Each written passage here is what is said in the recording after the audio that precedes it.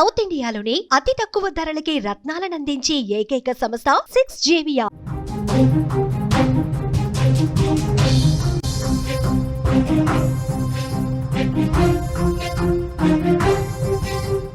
Social media channels ని రద్దు చేయడంతో నేపాల్లో రక్తపాతం మొదలైంది.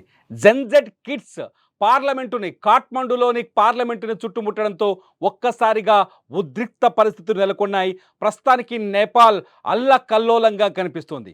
వేలాది మంది, లక్షలాది మంది నేపాల్లోని అనేక పట్టణ ప్రాంతాల్లో ఆందోళనలు, రాస్తారోకోలు, నిరసనలు, నినాదాలు చేస్తున్నారు. జెన్జెడ్ కిడ్స్ ఈ ఉద్యమాన్ని ముందుండి నడిపిస్తున్నారు. పార్లమెంటు ముట్టడికి ఉదయం భారీ ఎత్తున వేలాది మంది తరలి వచ్చారు కాఠ్మండూలో. ఆ వేలాది మందిని అదుపు చేయలేక పోలీసులు కాల్పులు జరిపారు. ఈ కాల్పుల్లో 9 మంది చనిపోయారు, 100 మంది గాయపడ్డట్టుగా సమాచారం అందుతుంది. మీరు విజువల్స్లో చూస్తున్నారు. నేపాల్లో సోషల్ మీడియా బ్యాన్కు వ్యతిరేకంగా అక్కడి యువత జెన్జెడ్ కిడ్స్ రోడ్లపైకి వచ్చిన దృశ్యాల్ని, ఇటు ప్రధానమంత్రి కేపీ శర్మ ఇంటి ముందు భారీ భద్రతా వలయాన్ని, ఒక్కసారిగా ఇటు కేపీ శర్మ ఇంటిని ముట్టడించారు, అటు పార్లమెంటుని ముట్టడించారు. దీంతో కాఠ్మండు అంతా రక్తసిక్తంగా ఉద్రిక్త భరిత వాతావరణంలో స్పష్టంగా కనిపిస్తుంది.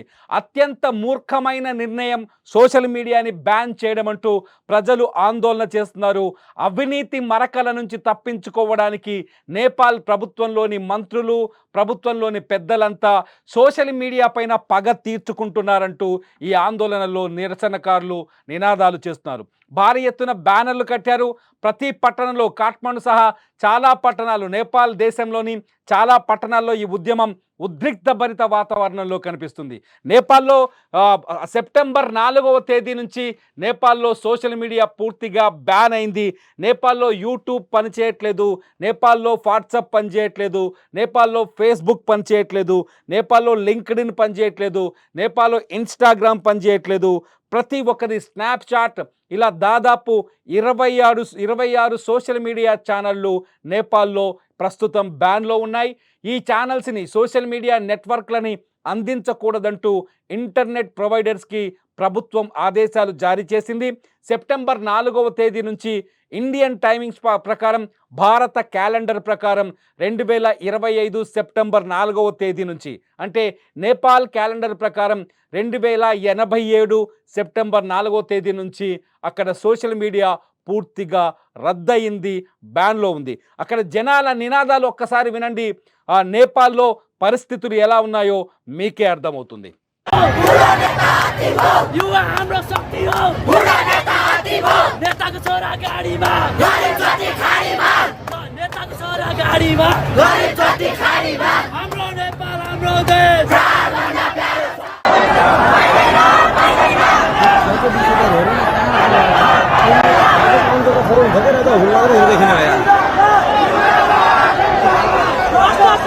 సోషల్ మీడియా బ్యాన్ కి ప్రధాన కారణం తాజాగా నేపాల్ సుప్రీంకోర్టు ఇచ్చిన ఉత్తర్వులు ప్రధాన కారణంగా కనిపిస్తున్నాయి.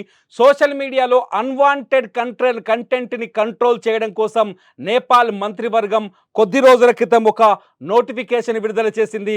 నేపాల్ క్యాలెండర్ ప్రకారం 2082 మే 9వ తేదీన ఒక నోటిఫికేషన్ విడుదల చేసింది. ఒక నిర్ణయం తీసుకుంది నేపాల్ మంత్రివర్గం. ఆ నిర్ణయానుసారం 2082 మే 12వ తేదీన, 82 అంటే నేపాల్ మనకంటే 57 సంవత్సరాల ముందున్న ఒక క్యాలెండర్ని ఫాలో అవుతుంది. అక్కడి ప్రజలు, ప్రభుత్వం అందరూ ఇదే క్యాలెండర్ని ఫాలో చేస్తారు. కాబట్టి మనకంటే 57 సంవత్సరాలని అదనంగా యాడ్ చేసి మనం మాట్లాడాలి. Nepal calendar different. ఈ లెక్కన 2025 మే 9వ తేదీన ఇండియన్ క్యాలెండర్ ప్రకారం ఆ తేదీన మంత్రివర్గం తీసుకున్న ఒక నిర్ణయం పైన నేపాల్లో ప్రజలు సుప్రీంకోర్టుకు వెళ్ళారు.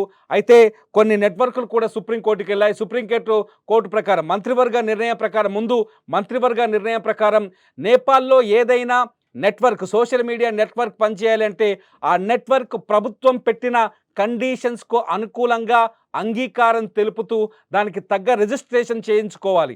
ఉదాహరణకు ఫేస్బుక్ అక్కడ పనిచేయాలి అంటే ఫేస్బుక్ ప్రభుత్వం దగ్గర, Nepal ministry of communication and information technology rule ప్రకారం ఒక రిజిస్ట్రేషన్ చేయించుకోవాలి. ఆ రిజిస్ట్రేషన్లో కొన్ని కండిషన్స్ పెట్టారు. ముఖ్యంగా ఏంటి అంటే ఏదైనా కమర్షియల్ ప్రకటన ప్రచురించడానికి నేపాల్ ప్రభుత్వం అనుమతి తప్పనిసరి. ఇండియాలో మాదిరిగా ఫేస్బుక్లో కానీ, యూట్యూబ్లో కానీ, సోషల్ మీడియాలో కానీ ఏదైతే అది అడ్వర్టైజ్మెంట్స్ ప్రచురించడానికి వీల్లేదు, అడ్వర్టైజ్మెంట్స్ని పెట్టడానికి వీల్లేదు. ప్రభుత్వ అనుమతి తీసుకున్న తర్వాతే సదరు సోషల్ మీడియా ఛానల్లో ప్రకటనల్ని ప్రచురించాలి, లేదంటే లేదు. ఇకపోతే కంటెంట్ నిర్వహణ. సోషల్ మీడియాలో ఇప్పుడు మన దగ్గర చూడొచ్చు, ఒక రాజకీయ పార్టీ ప్రతినిధులు మరొక రాజకీయ పార్టీ ప్రతినిధులకి వ్యతిరేకంగా, ఒక రాష్ట్ర ప్రజలు ఇంకొక రాష్ట్రానికి వ్యతిరేకంగా, ఒక మతం వర్గం ఇంకొక మతానికి వ్యతిరేకంగా సోషల్ మీడియాలో అడ్డగోలు పోస్టులు చేస్తుంటారు. అయితే ఇటువంటి పోస్టుల నిర్వహణను కంట్రోల్లో పెట్టాలి అని చెప్తోంది నేపాల్ ప్రభుత్వం. ఇలా కంట్రోల్లో పెట్టడానికి కంటెంట్ నిర్వహణకు ఆ దేశంలో ఒక ప్రత్యేకమైన కమిటీ కావాలని నేపాల్ ప్రభుత్వం కొత్త రూల్స్తో తీసుకొస్తుంది. అంతేకాదు స్థానికంగా కంటెంట్ని ఫిర్యాదులు స్వీకరించడానికి, కంటెంట్ పట్ల ఫిర్యాదులు స్వీకరించడానికి ఒక సింగిల్ కాంటాక్ట్ పర్సన్ కావాలని చెప్తూ నేపాల్ ప్రభుత్వం ఒక రూల్ను తీసుకొస్తుంది. ఎవరైనా ఏదైనా ఛానల్లో కానీ, ఏదైనా ఫేస్బుక్లో కానీ, సోషల్ మీడియాలో కానీ, ఇన్స్టాగ్రామ్లో కానీ, అక్కడ టిక్టాక్ కూడా అందుబాటులో ఉంది. భారత్లో టిక్టాక్ బ్యాన్ అయినప్పటికీ చైనాకు సంబంధించిన యాప్, అక్కడ టిక్టాక్ కూడా అందుబాటులో ఉంది. ఎవరైనా కంటెంట్ని పోస్ట్ చేసినప్పుడు ఆ కంటెంట్ పైన అభ్యంతరాలు ఉంటే నేరుగా రిపోర్టు చేయడానికి ఒక ప్రత్యేక వ్యవస్థ కావాలి.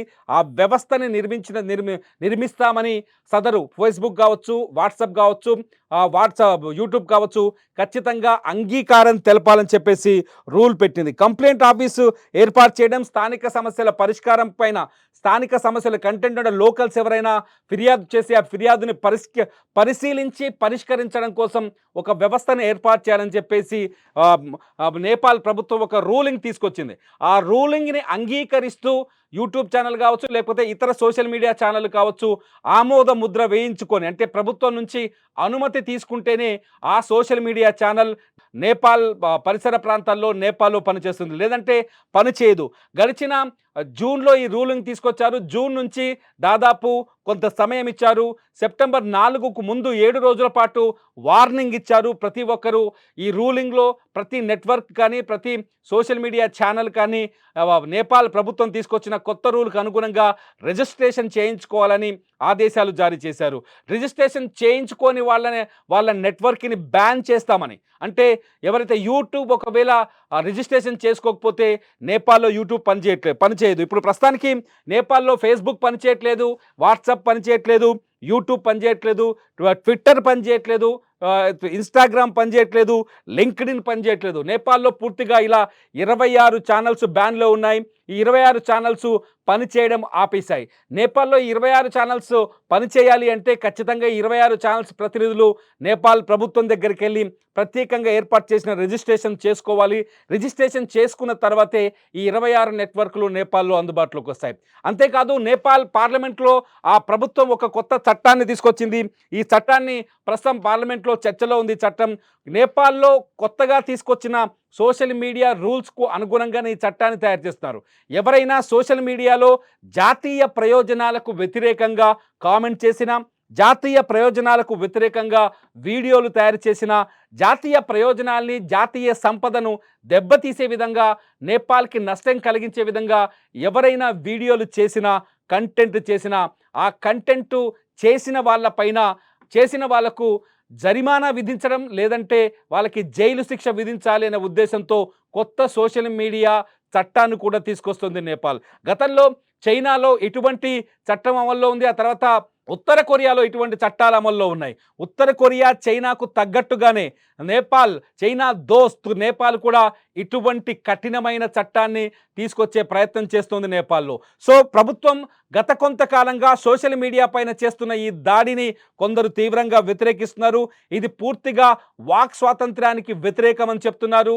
అంతేకాదు జర్నలిజానికి, స్వేచ్ఛాయుతమైన జర్నలిజానికి కూడా ఇది వ్యతిరేకమని, ఫ్రీడమ్ ఆఫ్ ప్రెస్కి కూడా వ్యతిరేకమంటూ నేపాల్లో సోషల్ మీడియా వేదికగానే, ముఖ్యంగా టిక్టాక్ ప్రస్తుతం అందుబాటులో ఉంది. అక్కడ టిక్టాక్ వేదికగా ఈ ఉద్యమం నిర్మితమైంది. ఏదైతే జెన్జెడ్ కిడ్స్ ఉన్నారో, ఎవరైతే నవశకానికి సంబంధించిన యువత ఉందో, ఈ యువత ఈ పోరాటాన్ని చాలా సీరియస్గా ముందుకు తీసుకెళ్తుంది. ప్రస్తుతాన్ని మీరు స్క్రీన్ మీద చూస్తున్నారు, ఎవరైతే ఈ ఆందోళనకారులు లక్షలాది మంది కనిపిస్తున్నారో, వేలాది మంది కనిపిస్తున్నారో, ఇదంతా జెన్జెడ్ కేటగిరీ, వీళ్ళంతా జెన్జెడ్ కిడ్స్. వీళ్ళే ఇప్పుడు నేపాల్లో ఈ ఉద్యమాన్ని నడిపిస్తున్నారు. నేపాల్ భవిష్యత్తుకి ఇది ఒక భయంకరమైన నిర్ణయమని, మ్యూట్ చేయొద్దని, ప్రజల గొంతును మ్యూట్ చేయొద్దని, ప్రజల వాయిస్ని మ్యూట్ చేయొద్దంటూ వీళ్ళు ఆందోళన చేస్తున్నారు.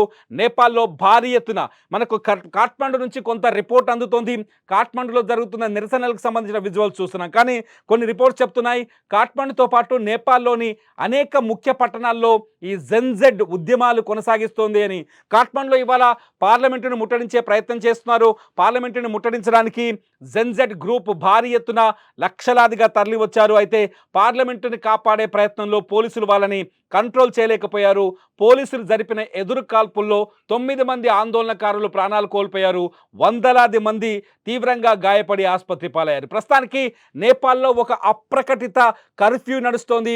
నేపాల్లో ఒక అప్రకటిత ఎమర్జెన్సీ నడుస్తోంది. నేపాల్ ప్రభుత్వం పైన, నేపాల్ పాలకుల పైన పూర్తి స్థాయిలో అక్కడి ప్రజలు తిరగబడ్డారు. ఆ తిరుగుబాటుకు సంబంధించిన ఉద్యమం చాలా వేగంగా దూసుకెళ్తోంది, చాలా వేగంగా ప్రజల ముందుకు వెళ్తోంది. ఈ ఉద్యమాన్ని చాలా దగ్గరుండి కొందరు నడిపిస్తున్నారు. ఇటు వాక్ స్వాతంత్రానికి వ్యతిరేకం కావచ్చు, సోషల్ మీడియా బ్యాన్ కావచ్చు, పూర్తిగా ఎందుకు చేస్తున్నారని ప్రశ్నిస్తున్నారు ఇక్కడ జెన్జెడ్. ఎందుకంటే గతంలో నేపాల్కి అతిపెద్ద సమస్య భూకంపాలు. ఈ భూకంపాల సందర్భంగా నేపాల్కి అందిన ఆర్థిక సహాయాన్ని అత్యంత దారుణంగా ప్రజలకు చేరకుండా అన్యాయంగా రాజకీయ నాయకులే పంచుకున్నారని, ప్రజలకు అందకుండా రాజకీయ నాయకులే దోపిడీకి పాల్పడ్డారని, నేపాల్ ప్రజల భవిష్యత్తుని కానీ, నేపాల్లో పేదరికాన్ని తొలగించడానికి కానీ, నేపాల్లో భూకంప బాధితులకు తిరిగి వాళ్ళ ఇళ్ల నిర్మాణానికి ఆర్థిక సహాయం చేయడంలో పూర్తి స్థాయిలో కేపీ శర్మ ప్రభుత్వం పూర్తి స్థాయిలో విఫలమైందని, ఈ అవినీతిని కప్పిపుచ్చుకోవడానికి, ఈ అవినీతిని ప్రశ్నిస్తున్న సోషల్ మీడియా వేదికల ద్వారా ప్రశ్నిస్తున్న వ్యక్తులపైన కక్ష తీర్చుకోవడానికి, సోషల్ మీడియా వేదికగా సంధిస్తున్న ప్రశ్నలకి సమాధానాలు చెప్పలేకే ఈ దారుణానికి సోషల్ మీడియా పైన ప్రభుత్వం ఉక్కుపాదంతో అణిచివేసే ప్రయత్నం చేస్తుందనే చర్చ జరుగుతుంది. సోషల్ మీడియాని కంట్రోల్లో పెట్టుకుంటే తమ పరిపాలన ఏ విధంగానైనా కొనసాగించవచ్చు. సోషల్ మీడియాని కంట్రోల్లో పెట్టుకోగలిగితే ఎవరు ప్రశ్నించే వాళ్ళందరినీ కటకటాల పాలు చేయొచ్చు. సోషల్ మీడియాని కంట్రోల్లో పెట్టుకుంటే నేపాల్లో ఏకపక్షంగా ప్రభుత్వాన్ని నడిపించవచ్చనే ఉద్దేశంతోనే సోషల్ మీడియా పైన ఇటువంటి కఠినమైన చర్యలకి పూనుకున్నారంటూ ఇక్కడ జెన్జెడ్ ఆందోళన చేస్తుంది. ప్రస్తుతానికైతే కాఠ్మండులో ఉద్రిక్త భరితమైన వాతావరణం కనిపిస్తుంది. కాఠ్మండులో తీవ్రమైన నిరసనల మధ్య అక్కడ ఎమర్జెన్సీని ప్రకటించారు. పోలీసులు రోడ్లపైకి రాకుండా, అంతేకాకుండా నేపాల్లో మిలిటరీని కూడా మోహరించారు. ముఖ్యమైన పట్టణాల్లో ఆందోళనలు జరగకుండా ఎప్పటికప్పుడు వాచింగ్ చేస్తున్నారు. ఊహించని విధంగా వైరల్గా మారింది ఉద్యమం. ప్రస్తుతం నేపాల్ అంతా అల్లకల్లోలంగా కనిపిస్తోంది.